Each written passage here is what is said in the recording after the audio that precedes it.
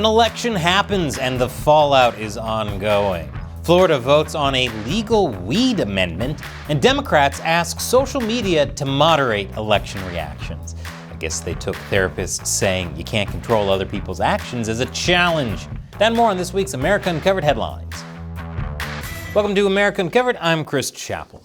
By now you've undoubtedly heard that real estate mogul, TV star, steak, shoe, and Bible salesman, and former President Donald Trump will now be America's future president as well. President Biden congratulated Trump and pledged a peaceful and orderly transfer of power. And Kamala Harris conceded the election, but urged her supporters to keep fighting.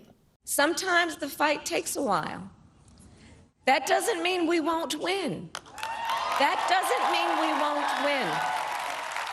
The important thing is don't ever give up. Don't ever give up. Don't ever stop trying to make the world a better place. Keep on fighting. Message received. Time for January 6th, Part 2. Black and blue, no matter who. I know this election result might upset and even scare a lot of Americans, like Jimmy Kimmel, who cried on air. But remember, the president isn't royalty. There are checks and balances to keep them checked and balanced. Although Republicans did win control of the Senate as well, while control of the U.S. House is still hanging in the air with several races still running. This is a stunning rebuke of Democrats and their policies for the last 4 years, which of course means that it's time for the mainstream media to play the most popular post-election game, What Went Wrong? After this historic loss, DNC leaders did some serious soul-searching, realized their tactics weren't connecting with voters, and vowed to change their strategy to better reflect. I'm just kidding. And many are at least partly blaming sexism and racism as the reason that Kamala Harris was so soundly defeated. Yep, all those racist Latino voters that Trump made massive gains with, they must all be Blanco supremacists. Not to mention all those black voters Trump gained support with. For example, Trump more than doubled his support among black voters in Wisconsin compared to 2016. Wow. So he received votes from 2 of the 12 black people living in Wisconsin.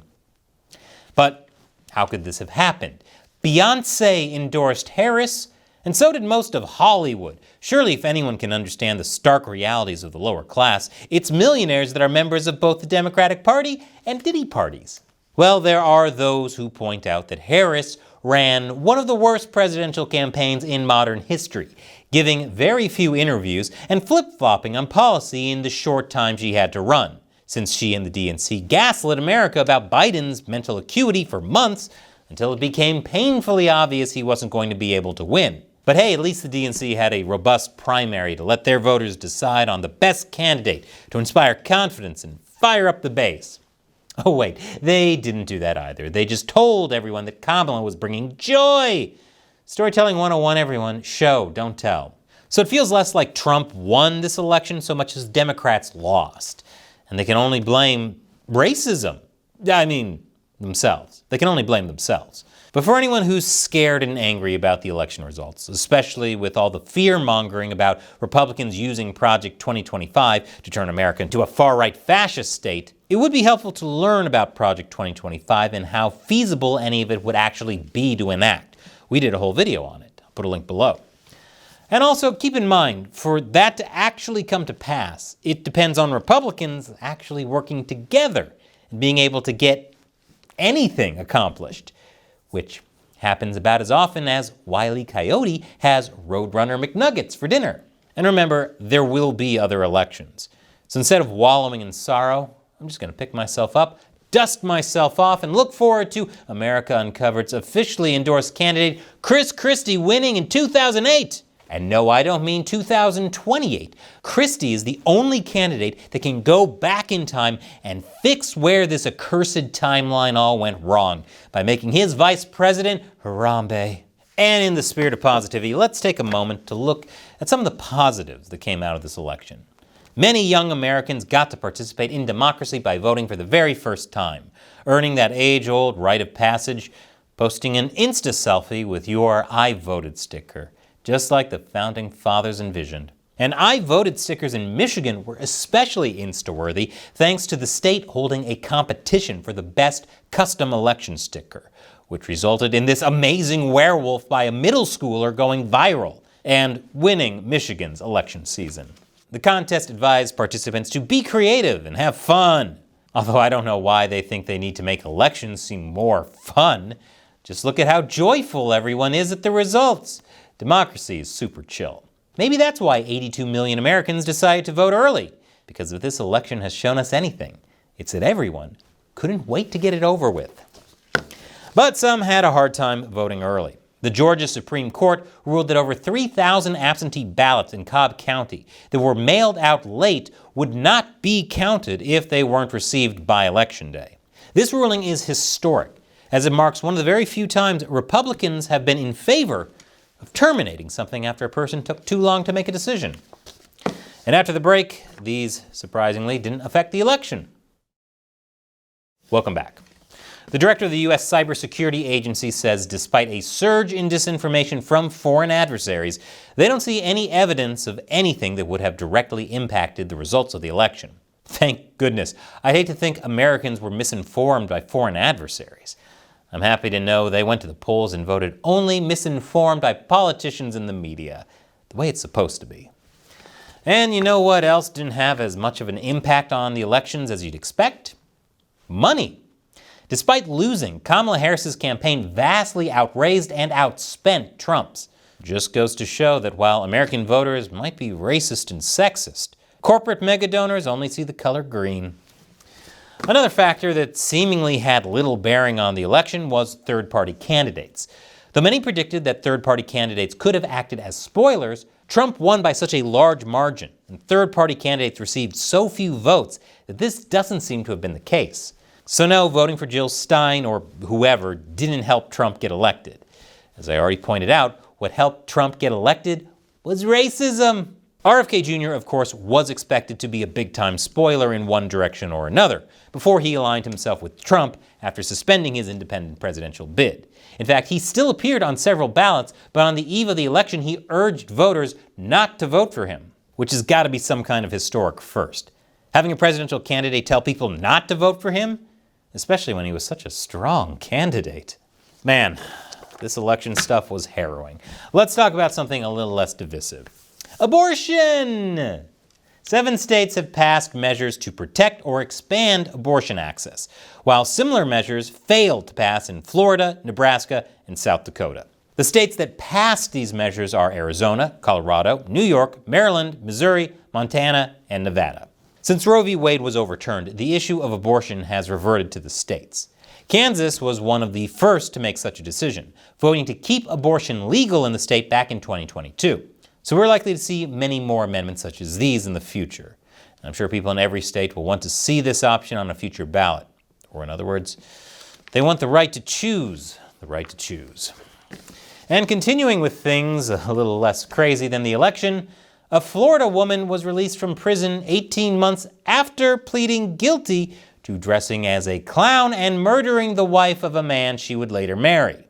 A crazy Florida story in the news? Finally. A return to some normalcy. Nature is healing itself. And hey, it's a Florida woman's story. Equality. You know it's bad when you're relieved to hear about a clown show that only negatively impacts one person instead of the entire country. Speaking of Florida, a state constitutional amendment to legalize recreational marijuana in the Sunshine State failed. Florida Democratic Party Chair Nikki Fried accused Florida Governor Ron DeSantis of illegal campaign activity to help defeat the amendment, saying that's why it failed.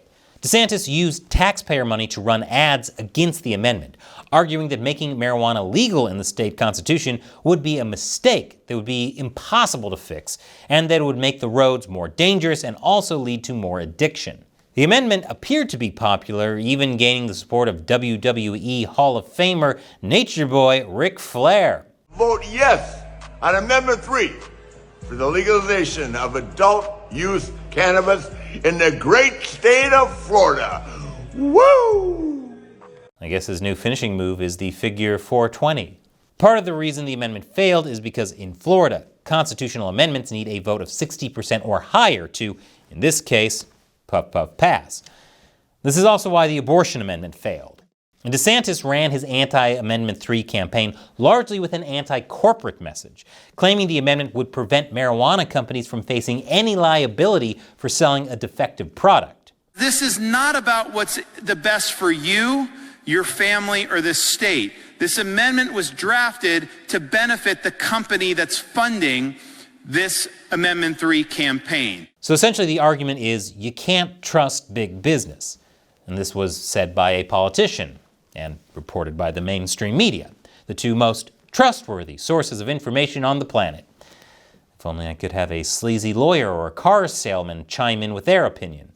Really, right now, there's so much conflicting information out there from so many unreliable sources, causing so much anxiety that honestly, I'm surprised Florida doesn't want to just get high. Though I'm not sure I'd want Florida man getting the munchies either. He has a sweet tooth for faces. 7 Democratic secretaries of state have asked social media companies for their moderation plans in the run-up to the election. They say they are deeply concerned about the failure of major social media companies to clearly lay out their plans to moderate inflammatory claims and AI-generated election-related content ahead of, during, and following Election Day. Yes, trying to pressure social media to censor content, that tried and true strategy that worked so well for Democrats in this election. And of course, as we all know, we don't need to worry about the government deciding what's true, because the government is as trustworthy as big business, the mainstream media, sleazy lawyers, and car salesmen. At this point, Democrats will just keep losing elections until they can learn from history. Although at this point, it might be more plausible for them to change history by joining Chris Christie and Harambe in their bid to win the 2008 election and fix this accursed simulation. But of course, the biggest player in the recent election was internet celebrity Peanut the Squirrel, who was killed by federal authorities. What might have been different if Peanut had owned a gun? Find out on the latest episode of my show, Deep Thoughts While Gaming, about the Second Amendment and the game Squirrel with a Gun. Once again, I'm Chris Chappell. See you next time.